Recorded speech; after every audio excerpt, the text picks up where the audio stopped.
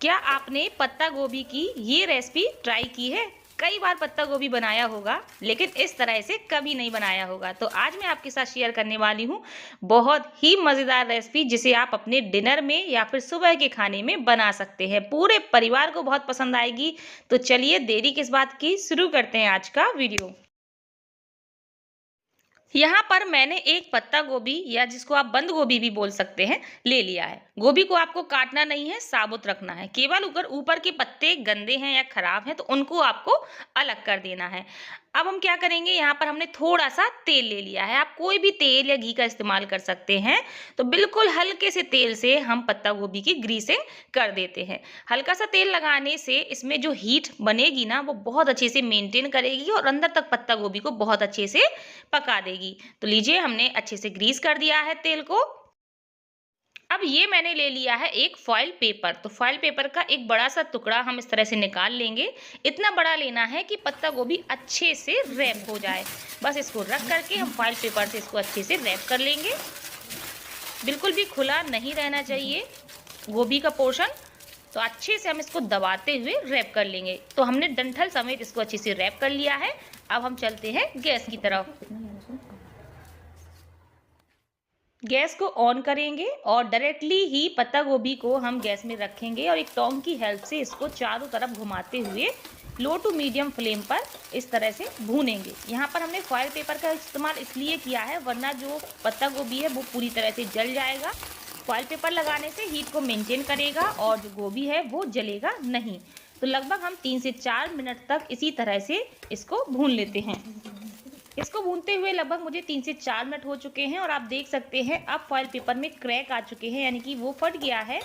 इसका मतलब है कि गोभी जो है अंदर तक बहुत अच्छे से भुन चुका है। तो चलिए अब हम इसको निकाल लेते हैं। अब हम इस फॉइल पेपर को अलग करेंगे। तो आप देख सकते हैं कितना बढ़िया पत्ता गोभी भुन करके तैयार हुआ है। इस तरह से भूनने से इसका जो टेस्ट है पूरी तरह से चेंज हो जाएगा और बहुत ही बढ़िया फ्लेवर आएगा। यानी इसमें एक सौंधापन आ जाता है। जैसे हम लोग बैंगन को भूनते हैं, टमाटर को, आलू को भूनते हैं ना, तो भुनी हुई चीज़ों का टेस्ट बिल्कुल डिफरेंट होता है। ऐसे ही यहाँ पर पत्ता गोभी को भूनने से इसका जो टेस्ट है वो पूरी तरह से चेंज हो जाएगा और बहुत ही बढ़िया आएगा। अब हमें हाथों की हेल्प से या फिर चाकू की हेल्प से इसके ऊपरी हिस्से को अलग करना है, क्योंकि जो ऊपर के पत्ते हैं वो हल्के से ब्लैक ब्लैक हो चुके हैं भुनने की वजह से। तो आप चाहे तो हाथों से भी छील सकते हैं या फिर नाइफ के उल्टे हिस्से से आप इसको घिस दीजिए, तो काला वाला पोर्शन बिल्कुल अलग हो जाएगा। तो देख सकते हैं कितने आसानी से इसका ब्लैक पार्ट अलग हो रहा है। और अब हमारा भुना हुआ पत्ता गोभी बन करके बिल्कुल रेडी हो चुका है। तो अब मैं गोभी को काट करके दिखाती हूँ कि ये अंदर कैसे टेक्सचर में आ चुका है, भुना अच्छे से या नहीं। तो देख सकते हैं भुनने की वजह से ये कितना सॉफ्ट हो गया है। वैसे गोभी बहुत हार्ड होता है, आप इसको दबा नहीं सकते हैं, लेकिन ये देखिए कितना नरम हो चुका है, क्योंकि ये बहुत अच्छे से अंदर पक भी गया है और बहुत अच्छे से भुन भी गया है। तो चलिए अब हम क्या करते हैं, इस गोभी को हम रफली काट लेते हैं। कैसे भी छोटे बड़े आप टुकड़े इसके कर सकते हैं। तो हमने गोभी को काट लिया है। अब हम यहाँ पर लेंगे एक मिक्सी का जार और इसमें हम इस कटे हुए गोभी को डालेंगे। अब हमें इसको मिक्सी में चलाना है, लेकिन यहाँ पर एक ट्रिक है, आप डायरेक्टली इसको मत चलाइएगा, वरना ये एकदम बारीक हो जाएगा और पेस्ट बन जाएगा। हमें इसको पेस्ट नहीं बनाना, हमें इसको ऑन ऑफ करते हुए चलाना है। थोड़ा सा ऑन करें फिर ऑफ कर दें, तो इस तरह से ये दरदरा टाइप का हो जाएगा, जैसे आपने इसको चॉप किया हो। तो आप देख सकते हैं कितने अच्छे से जो पत्ता गोभी है दरदरा हो गया है, एकदम फाइन पेस्ट नहीं बना है। अगर आप कंटिन्यू चलाते तो ये एकदम फाइन पेस्ट बन जाता। तो ध्यान से देख लीजिए, कुछ इस तरह से आपको इसको बनाना है। अब हम इस पत्ता गोभी को निकाल लेते हैं एक मिक्सिंग बोल में। अब हम इसमें डालेंगे आधा कप बेसन। बेसन हमें ज़्यादा नहीं डालना है, इस चीज़ का ध्यान रखिएगा, वरना जो हम रेसिपी बनाने वाले हैं उसकी सॉफ्टनेस खत्म हो जाएगी। बारीक कटा हुआ प्याज डालेंगे। यहाँ पर मैंने हरा धनिया ले लिया है, जिसको काट लिया था, तो हम धनिया भी डाल देते हैं।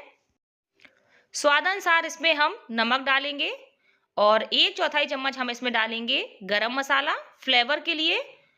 1/4 चम्मच डालेंगे हल्दी पाउडर, पूरी तरह से ऑप्शनल है, आप नहीं डालना चाहते तो मत डालिए। साथ ही में हम आधा चम्मच के करीब डालेंगे लाल मिर्च पाउडर। थोड़ी सी हम इसमें रेड चिली फ्लेक्स डाल देते हैं, यानी कि कुटी हुई लाल मिर्च डाल देते हैं। आपके पास नहीं है तो इसको आप स्किप कर दीजिएगा। अच्छे फ्लेवर के लिए इसमें हम डालेंगे 1 चम्मच भर कर के सफ़ेद तिल। ये बहुत अच्छा टेस्ट देंगे हमारी रेसिपी में। तो चलिए अब हम इसको अच्छे से मिक्स करते हैं। यहाँ पर आपको एक बूंद भी पानी का इस्तेमाल नहीं करना है, इस चीज़ का ध्यान रखिएगा। क्योंकि जो पत्ता गोभी होता है उसमें अपना रस होता है, जैसे जैसे आप इसको मसलेंगे दबाएंगे तो ये अपना रस जो है रिलीज कर देता है, इसलिए आपको पानी डालने की ज़रूरत नहीं है। तो आप देख सकते हैं मैंने इसको जैसे जैसे मिक्स किया, ये बहुत अच्छे से इसमें बाइंडिंग आ चुकी है और हमें पानी नहीं डालना पड़ा। अब हम हाथों में हल्का सा ऑयल लगा लेंगे। वैसे ये चिपकता नहीं है बट फिर भी हम लगा लेते हैं। और इसका थोड़ा सा हम मिश्रण लेंगे और हाथों की मदद से इसकी गोल गोल बॉल्स बनाएंगे। तो यहाँ पर हम पत्ता गोभी के कोफ्ते बनाने वाले हैं, लेकिन हम इसको बहुत ही डिफरेंट अंदाज में बनाएंगे। यहाँ तक हमने डिफरेंट बनाया है, आगे भी हम इसको बहुत ही नए तरीके से बनाने वाले हैं। तो बस इसकी हम छोटे छोटे सी बॉल्स बना करके तैयार कर लेते हैं। साइज आप ना तो बहुत ज्यादा बड़ा रखिएगा और ना ही बहुत ज्यादा छोटा रखिएगा।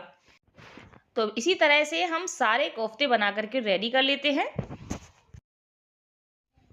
तो सभी कोफ्ते रेडी हो चुके हैं। तो चलिए चलते हैं हम अपने अगले स्टेप की तरफ। यहाँ पर एक पैन में हमने तेल गरम होने के लिए रख दिया है। तेल जब मीडियम गरम हो जाए तो एक एक करके हम सारे कोफ्ते डालते जाएंगे। डालने के बाद इनको हम मीडियम फ्लेम पर बढ़िया से सेकेंगे। अभी हम उलट पलट नहीं करेंगे जब तक ये नीचे की तरफ बढ़िया सिक नहीं जाते। फ्लेम मीडियम ही रखनी है, हाई पर हमें इनको नहीं सेकना है। लगभग यहाँ पर 2 मिनट हो चुके हैं, तो हम एक करछली की हेल्प से इनको पलट लेते हैं। तो आप देख सकते हैं नीचे की तरफ ये काफ़ी सुनहरे हो चुके हैं, बहुत ही अच्छा इनका कलर आ चुका है। तो इनको हम पलट करके दूसरी साइड से या चारों साइड से इनको हम बढ़िया से तलेंगे। तो आप देख सकते हैं इनका कलर कितना प्यारा आ चुका है। तो चलिए अब हम इन कोफ्तों को निकाल लेते हैं। तो ये जो कोफ्ते हैं अपने आप में इतने स्वादिष्ट हैं कि अगर आप एक कोफ्ते को सूखा ही खा करके देखेंगे तो आपको लगेगा कि हम आगे की रेसिपी तो बनाए ही ना, इनको ऐसे ही खा लें स्नैक्स के रूप में। लेकिन हम आगे की रेसिपी बनाएंगे और इसकी जो आज की ग्रेवी बनाएंगे ना, बहुत ही डिफरेंट तरीके से बनाएंगे। उंगलियां चाटते रह जाएंगे अगर आप एक बार इस तरीके से ट्राई करके देखेंगे। तो लीजिए कोफ्ते हमने प्लेट में निकाल लिए हैं। अब हम चलते हैं अगले स्टेप की तरफ। यहाँ पर हमने ले लिया है 1 कप दही। दही यहाँ पर आपको बहुत ज़्यादा खट्टी नहीं लेनी है, इस चीज़ का ध्यान रखिएगा। ये मैंने ली है हल्दी पाउडर, तो आधा चम्मच हल्दी पाउडर डालेंगे। आधा चम्मच इसमें हम डालेंगे लाल मिर्च पाउडर। 1 चम्मच भर करके डालेंगे हम इसमें धनिया पाउडर। 1/4 चम्मच डालेंगे गरम मसाला। आधा चम्मच इसमें हम डालेंगे चाट मसाला।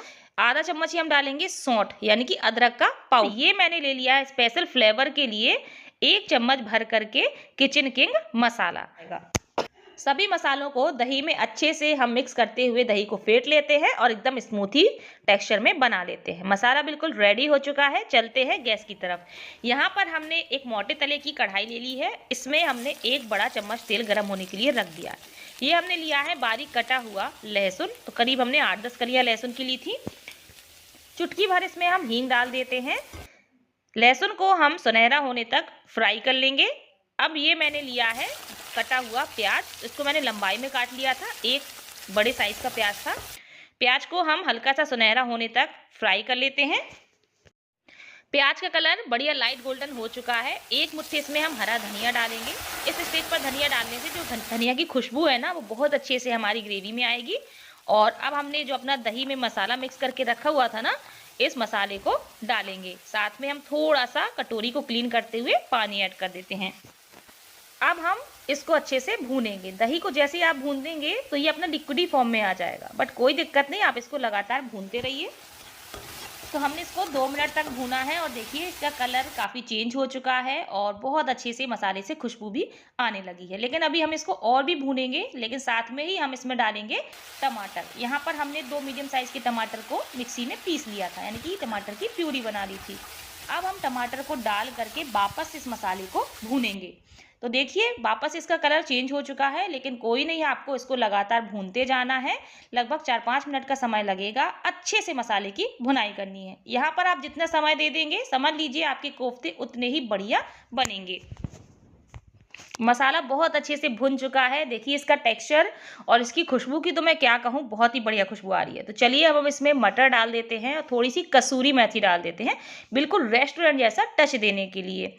और अब हम इसमें डालेंगे स्वाद अनुसार नमक। कुछ नमक का पहले भी हमने इस्तेमाल किया था, तो आप बैलेंस करते हुए डालिएगा। तो चलिए इसको हम 1 मिनट के लिए और अच्छे से भून लेते हैं। तो फाइनली ग्रेवी के लिए जो मसाला है भुन करके बहुत अच्छे से तैयार हो चुका है।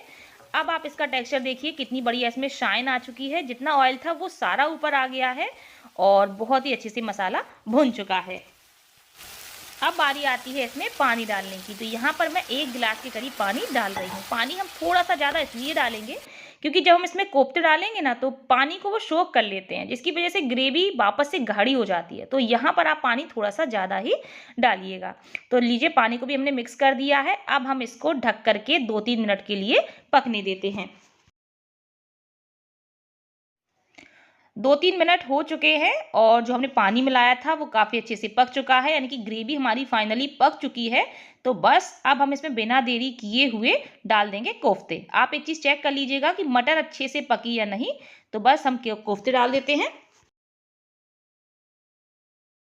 कोफ्तों को भी एक बार हम मिक्स कर देंगे और वापस से ढक करके 1-2 मिनट के लिए इसको हम और अच्छे से पकने देंगे। फ्लेम बिल्कुल लो रखेंगे ताकि ये अच्छे से एब्जॉर्ब कर लें जो पानी है इसका या जो ग्रेवी है उसको। तो 2 मिनट बाद आप फाइनली देख सकते हैं कि जो हमारे पत्ता गोभी के कोफ्ते हैं बन करके बिल्कुल तैयार हैं। इसका फ्लेवर आप नॉर्मल मत समझना, लौकी के कोफ्ते खाना भूल जाएंगे। बस एक बार मेरे तरीके से पत्ता गोभी के कोफ्ते बना करके देखिए। इसके कोफ्ते अलग आपको टेस्टी लगेंगे और ग्रेवी अलग, मतलब दोनों का ही अपना एक कॉम्बिनेशन इतना बढ़िया लगेगा कि आपको लगेगा कि डिनर में अब तो बस यही बनाएं। तो बस अब हम चलते हैं इसको सर्व करने के प्रोसेस में। बिल्कुल फाइनली हमारे गोभी के कोफ्ते बन करके रेडी हैं। तो चलिए अब हम इनको सर्व कर लेते हैं। तो लीजिए, तैयार हैं गर्मा गर्म पत्ता गोभी के बिल्कुल नए तरीके के कोफ्ते।